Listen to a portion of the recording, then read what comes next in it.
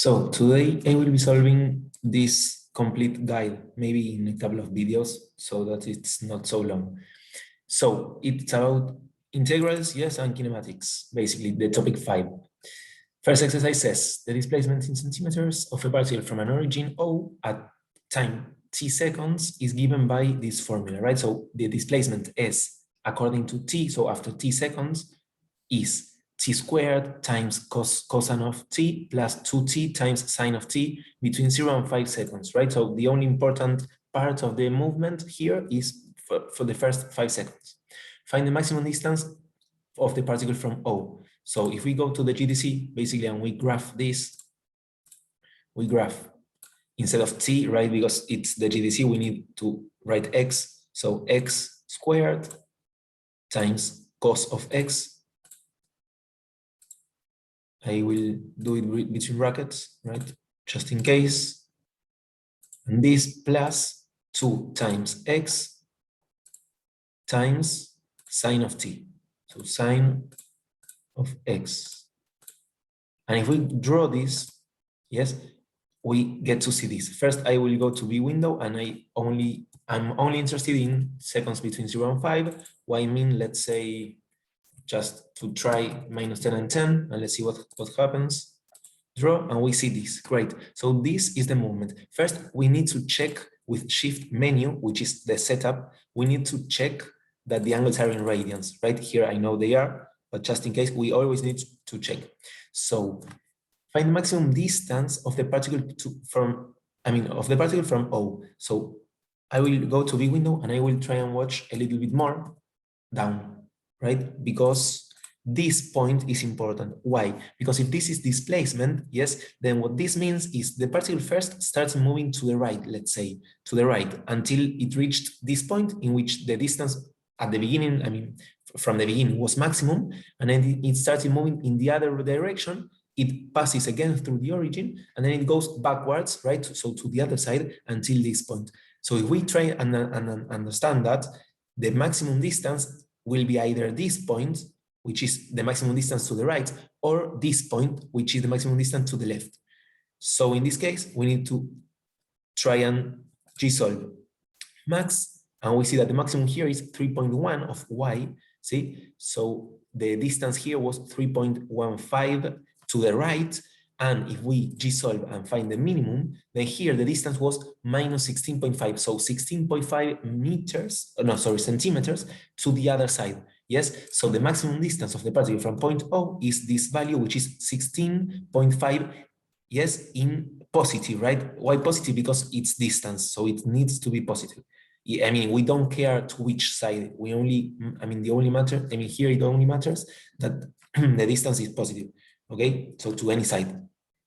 Find the acceleration of the particle. Great. So to find the acceleration, we need to derive first the displacement, and then derive, and then we will get the velocity, and then derive the velocity, right? So deriving the velocity will give us the acceleration. Find the acceleration of the particle at the instant it first changes direction. Well, when does it first change its direction? When we mention, the moment we mentioned here, right? The particle is moving right, and here it changes direction and starts moving to the other side, like nearer to point O, to the origin. So if we, again, G-solve max, we get that after 1.52 seconds, the particle changes direction. Here, it's shown here, right? Just, only writing t equals 1.52 or 51986 or whatever gives us 1 point out of these 4 marks, okay? So after we get this, we need to derive twice the displacement. And now be careful with this, because we need to use the not the chain rule, but the product rule, right? So for example, how do we derive the first part of this? T squared times cos of t. Well, we cannot do first deriving t squared, give us 2t, and then we derive cos and we get minus sin. So this will be the derivative. No, okay, we cannot only, just derive one and then the other one and we are done. And this is a common mistake. So be careful, because here we need to understand that we have a product of 2 functions, t squared and cos of t. So if we remember the cos rule, yes, the derivative of f times g, so a product, the derivative is the derivative of f multiplied by g plus the derivative of, sorry, plus f without deriving times g prime, so the derivative of g.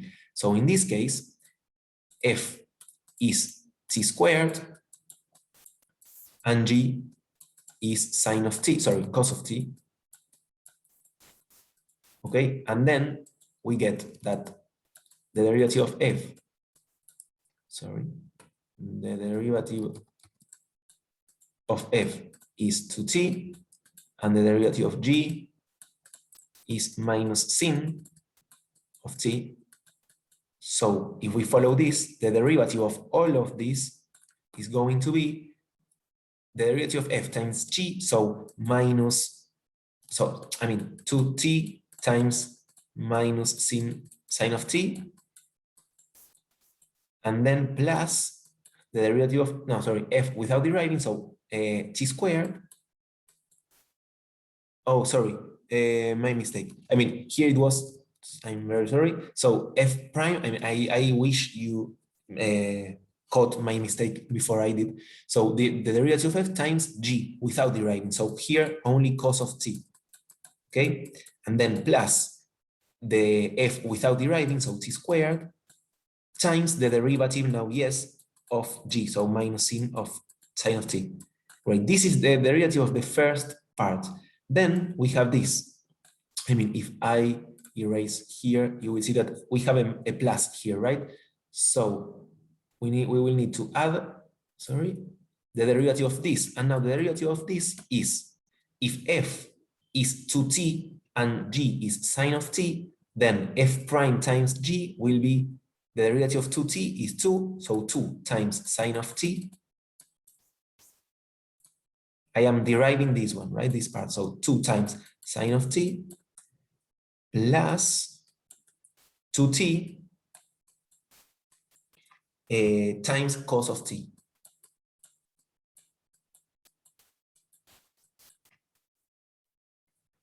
Okay. So if we take a look at, well, I mean, so now basically the derivative of s, so s prime, yes, which is the velocity,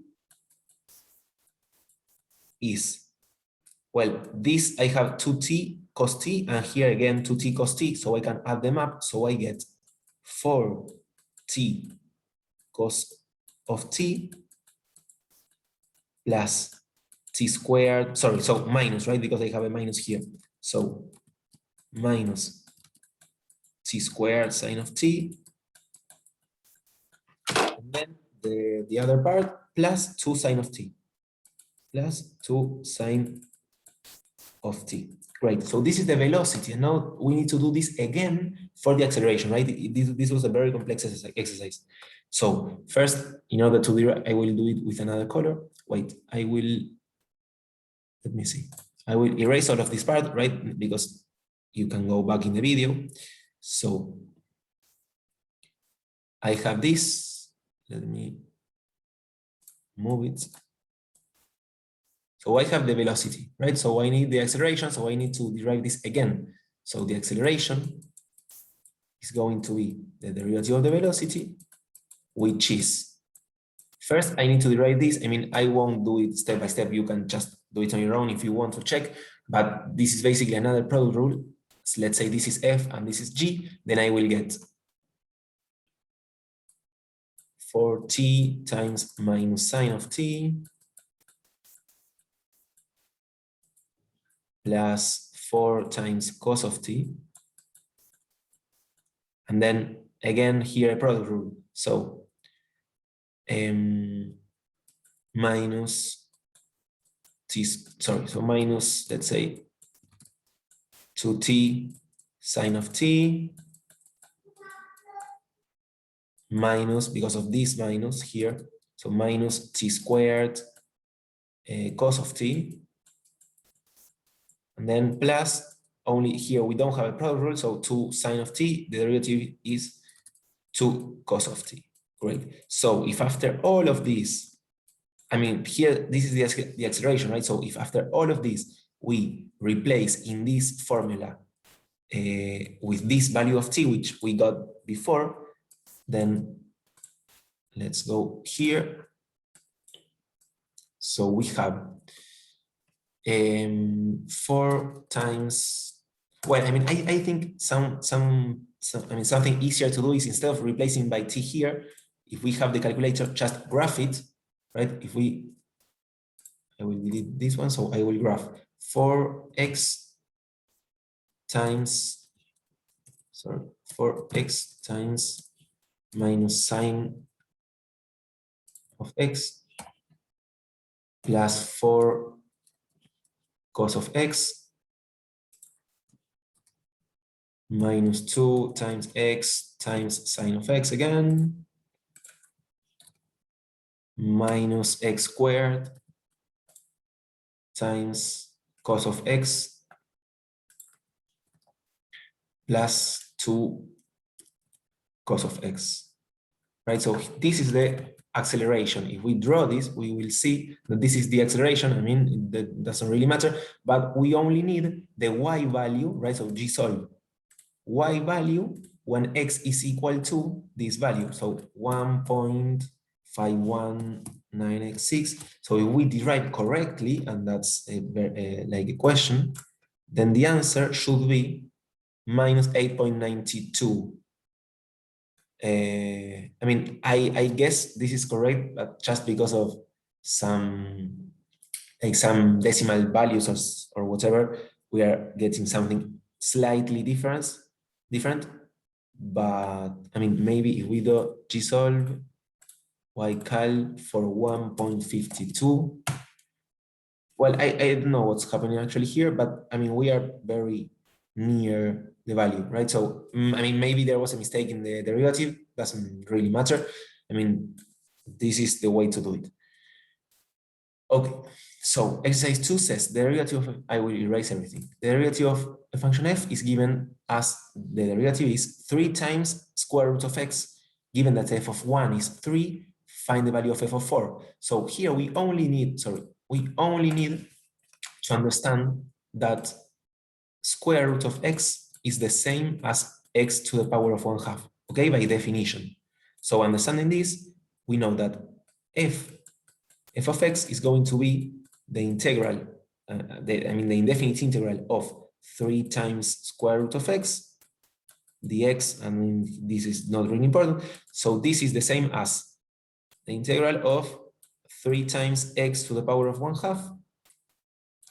And this is, as always, we need to add 1 up to the exponent and then put that same number dividing. So this is 3, the 3 is a constant, so it remains the same. 3 times x to the power of 1/2 plus 1, which is 3/2, and then divided by 3/2. Okay, and then plus c, as always, right? This is very important, and you will see why in a few seconds. So here, dividing by 3/2 is the same as multiplying by 2/3. So this is 3 times x to the power of 3/2 times 2/3 plus c.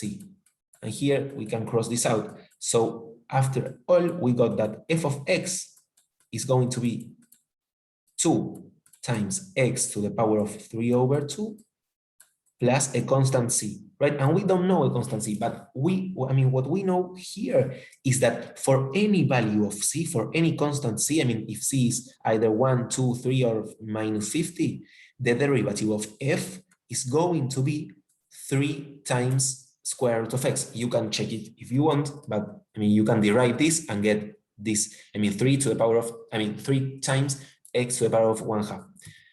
So how do we get the value of c? Because it's important. Using this piece of information. So f of 1, we know that f of 1 is equal to 3.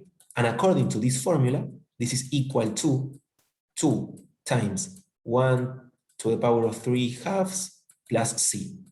Okay? If this is 2 times 1, because 1 to the power of any number is 1, so this is 2 plus c is 3. This means that c is equal to 1. Okay? And now that we got this, we know that the complete formula for the function is 2 times x to the power of 3/2 plus 1. Okay? So to find f of 4, we only need to calculate this, and let's say we don't, I mean, this is an exercise to do without the GDC, right? Because, I mean, we didn't even use it up to now. So f of 4 is 2 times 4 to the power of 3 over 2 plus 1. And now we need to understand again that 4 to the power of 3 over 2, I will write it here, 4 to the power of 3 over 2 is the same as doing square root of 4. Okay, so the 2 comes here, square root, and then this to the power of 3. Okay, and this is basically 2, because the square root of 4 is 2, so 2 to the power of 3, which is 8. So this is 2 times 8 plus 1, and this is 17. And this is the final answer, as you can see in the mark scheme down here. Yeah, so you can check the, I mean, you can check later the mark scheme, but basically the answer is 17. Great. So let's do one more exercise and then finish the video and keep on in another one. So a particle moves in a straight line such that its velocity v at time t seconds is given by this formula. 3a, b, okay, so we have 3a and b. So the particle acceleration is 0 at a moment t equals t, like capital letter, capital T, right? So we need to find this value. So we need to find when the particle acceleration is 0, okay? Great. So we need to derive the velocity. So we know that the velocity derived is the acceleration. Okay. Oh, actually, what we can do here is, I mean, we could do that, right? And I mean, we could derive the velocity and then find the roots. But actually, if we understand that, let's erase this. If we understand that the velocity, the acceleration is 0 when the velocity reach either a maximum or a minimum, right? Because, I mean, why? Because the rate of change here, I mean, the derivative, like the tangent here is like this, it's horizontal, and same here, right? So the derivative of function is 0 when we have a when we have a maximum or a minimum, then the derivative is 0. So we can just graph this. So 4x squared, so 4 times x squared minus 6x plus 9 minus 2 times sine of, and between brackets, 4x. So if we draw this, and now our B window, I mean, the important, I mean, our, like, the B window, I mean, the important values of x is between 0 and 1. So I will just change this, sorry, 0 and 1. Now y min, I will write 0 and then 30 because I already saw that I need to see a little bit more to the up. So this is our function. So if we g-solve and we find the maximum, okay, so here we don't have any maximum. And if we find a minimum, then this is our minimum. Okay, so this is the point 0.5696, so 570. Okay, to 3 significant figures. So this is the moment in which the particle acceleration is 0. Now, for some reason, the answer is different. Maybe I did something wrong. Let me, oh, yeah. So, yeah, sorry. So the formula here is incorrect. So here we have 4x squared minus 6x plus 9 minus, and here I have an x. So 2 sine of 4x, great. So now this is the function. So, I mean, if I did everything right, I guess this is the function. So g-solve max, we don't have any maximum, and g-solve min, we have a maximum at 0.465. Okay, so this is the only point. Oh, is it? Yeah, so this is the only point in which the acceleration is 0. Okay, so this is the answer. Now, here it says, the 3b says, let S1 be the distance traveled by the particle from t0 to t equals capital T, so 0.465, and let S of 2 be the distance from that point to t equals 1. Show that the distance traveled here is greater than the distance traveled before. So to get the distance traveled, what we need to do is integrate, right? So we need to find the integral of this function, because we need the displacement, right? So the integral of this function between 0 and 0 point, let's write 465, okay? And we have that the distance traveled at the beginning, in the first 0.465 seconds, it is 3.027, right? As stated here, 3.027 and whatever. Since we rounded this up, we will get a different number, but basically it's this. And then